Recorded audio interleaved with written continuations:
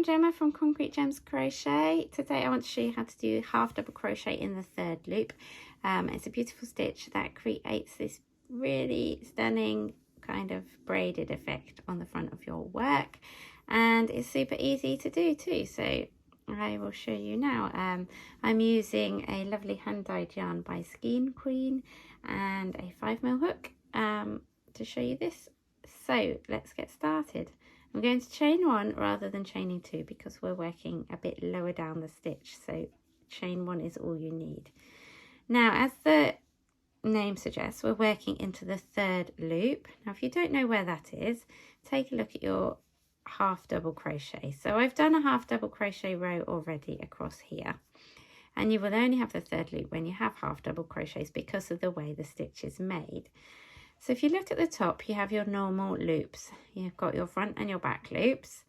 And then you've also got this other loop here.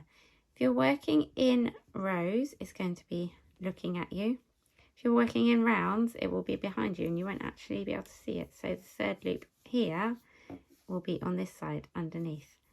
But we're working in rows for this tutorial. So I've chained one, yarn over. You insert your hook into that third loop, yarn over and pull through, yarn over and pull through all three loops on your hook, and that is it. It's really, really straightforward. It's just about locating that third loop to get started. So as you can see, you've got the two loops on the top, and then you've got your third loop here down the side. Now, as you keep working, it will start pushing the loops back across towards the back, and it will make it look a bit different. It will make it look like you're working into the front loop rather than the third loop. But just have a check where your loops are and you'll soon see that you're on the right track. This is a lovely stitch for adding detail to blankets, garments, anything really, homewares. You can literally use it for anything, so it's a really great stitch to learn how to do. And it's really good to know your crochet stitch anatomy as well, so that you know exactly which loop you're working in at all times.